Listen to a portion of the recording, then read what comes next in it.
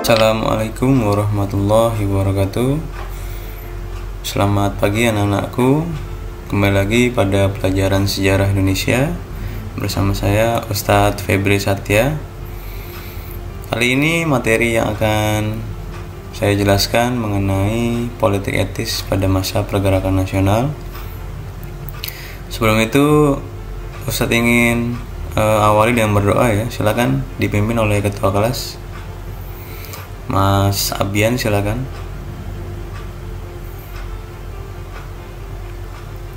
Baik, berdoa saya sudah ya. Terima kasih kepada ketua kelas Mas Abian sudah memimpin doa hari ini. Mudah-mudahan apa yang kita lakukan hari ini mendapat berkah dari Allah Subhanahu wa taala. Amin amin ya rabbal alamin. Nah, halo, yang berdua itu siapa dengan siapa coba? Nur Moroziko sama di unmute coba biar bisa bicara.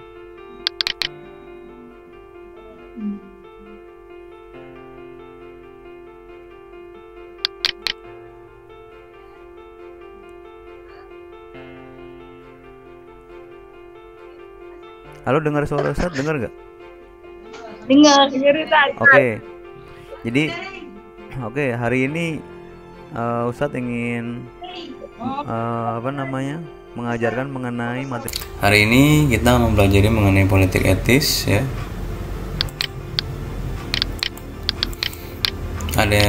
Jadi kemarin Ustadz sudah mengunggah bahan ajar ya, kemudian LKPD, Lembaga Kerja Peserta Didik, atau yang biasa kita sebut unit kegiatan belajar mandiri.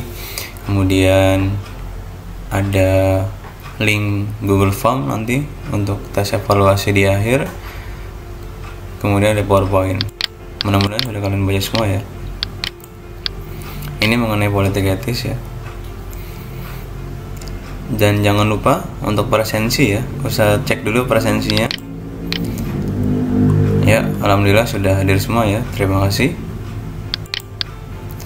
Jadi jika hadir semua, insya Allah kalian akan mendapat berkah dalam pendidikan. Nah, politik etis. Sebelum kita masuk mengenai politik etis, kita bermain game sebentar ya. Ini artinya apa ya? Ya betul, jangan menyerah. Kemudian ini, oke, selalu tersenyum. Jadi dalam hidup sesulit apapun itu pasti ada solusi ya. Jangan menyerah dan tetap tersenyum. Jadi itu motivasi untuk hari ini. Nah, tujuan pembelajaran hari ini ya, jadi kita akan melaksanakan pembelajaran dengan cooperative learning atau diskusi melalui timeline e-learning Madrasah Aliyah Negeri Lumajang ya. Kemudian tujuannya peserta didik mampu menganalisis dan menelaah perkembangan politik etis dan menyajikan dalam bentuk esai sejarah ini ya. Nah, untuk persepsi di sini Ustadz akan jelaskan ada dua tokoh dari negara Suriname di Amerika ya. Ada Suharto Moestadja, Mendagri Suriname, dan Capres Suriname Raymond Sapun. Jadi dua tokoh ini merupakan tokoh keturunan asal Jawa ya. Yang satu dari Banyumas ya, Suharto Moestadja, dan yang satu Raymond Sapun keturunan dari Kebumen. Jadi dua tokoh ini kenapa bisa eksis di negara Suriname? Ini salah satunya akibat dari adanya politik etis pada saat itu ya, pada masa pergerakan nasional. Jadi nanti kita akan mempelajari apa itu politik etis ya, dan isinya apa saja, kemudian bagaimana dampaknya, itu akan kita pelajari hari ini ya. Ini politik etis itu pada masa pergerakan nasional. Jadi pergerakan nasional adalah perubahan strategi perjuangan bangsa Indonesia ya, dimana sebelumnya dari perjuangan fisik ya, kemudian menjadi perjuangan pemikiran atau intelektual. Ini faktor-faktor eksternal dan internalnya. Nah, nanti kita masuk ke e-learning madrasah ya. Di situ ada sudah Ustadz unggah 3 topik ya. Silahkan dipresentasikan ya. masing-masing topik selama 10 menit. Kelompok 1 presensi 1 sampai 10 dengan topik latar belakang politik etis. Kemudian kelompok 2 presensi 11 sampai 20 perkembangan politik etis, dan kelompok 3 presensi 21 sampai selesai dengan topik dampak politik etis. Gitu ya, nanti kita balik lagi sekitar 35 menit ya dalam video conference ya. Akan saya tutup di video conference ya, learning Maklum Bajang. Silakan boleh live.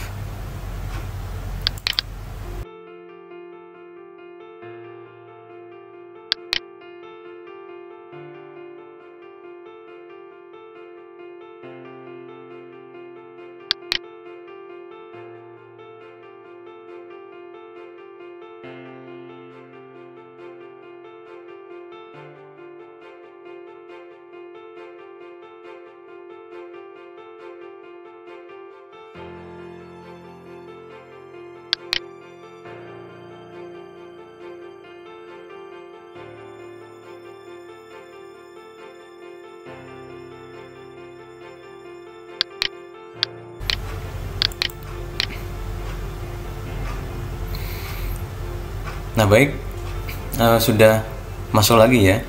Nah tadi yang kalian diskusikan sudah bagus ya. Kalian sudah mempraktikkan dengan baik. Isi diskusinya juga menarik ya. Di situ latar belakang tadi sudah ada yang Ustadz sudah perlihatkan di PowerPoint ini, sudah sebagian benar. Dan politik etis ya, ada irigasi, edukasi, migrasi. Ini dampaknya. Waalaikumsalam. Jadi tadi kita sudah mendiskusikan ya di live comment di timeline Mapel Sejarah Indonesia mengenai latar belakang, kemudian perkembangan politik etis dan dampak politik etis. Apa sih yang bisa diambil kesimpulannya? Silakan. Pelaksanaan politik etis bagi Indonesia. 1. Munculnya kalangan terdidik dari rakyat Indonesia. 2. Terbangunnya saluran irigasi pertanian dan perkebunan. 3. Terjadinya perpindahan penduduk dalam proses transmigrasi. Dampak negatif dari politik etis itu 1. Pendidikan hanya dinikmati oleh kalangan elit seperti kaum priai. 2. Saluran irigasi kebanyakan hanya untuk perkebunan milik pengusaha Belanda. Terus transmigran dipaksa untuk bekerja untuk perkebunan milik pengusaha Belanda. Sudah. Oke, bagus ya Nur. Dan kemudian untuk refleksi, jadi dampak dari politik etis ini sebenarnya muncul elit modern Indonesia seperti yang dikatakan sejarawan Robert Vanil bahwa tokoh-tokoh seperti Soekarno, Hatta, Ki Hajar Dewantara, Cokroaminoto maupun Tan Malaka ini merupakan tokoh-tokoh yang terdidik dan tercerahkan ya, karena tokoh-tokoh elit modern Indonesia ini adalah tokoh-tokoh yang bisa menggugah semangat kebangsaan, keindonesiaan dari penduduk Nusantara saat itu ya.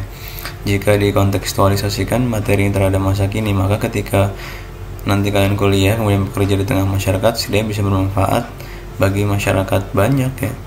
Jika bekerja sebagai PNS misalkan, tentu tidak boleh melakukan KKN atau korupsi, kolusi, dan nepotisme. Begitu ya. Ada yang mau ditambahkan? Silakan. Ya, silakan. Baik, bagus itu pernyataan dari Frentia ya, bisa menambah kegiatan refleksi hari ini. Apa ada pertanyaan? Oh iya, baik. Jadi memang pendidikan saat itu memang tidak gratis ya, bahkan dalam sejarah Tan Malaka misalkan, Tan Malaka itu mendapat beasiswa dari tokoh-tokoh pendidikan di Sumatera Barat untuk bersekolah di Belanda. Sementara itu ya cukup ya. Untuk mengakhiri pelajaran hari ini kita ucapkan hamdalah, alhamdulillahirabbil alamin.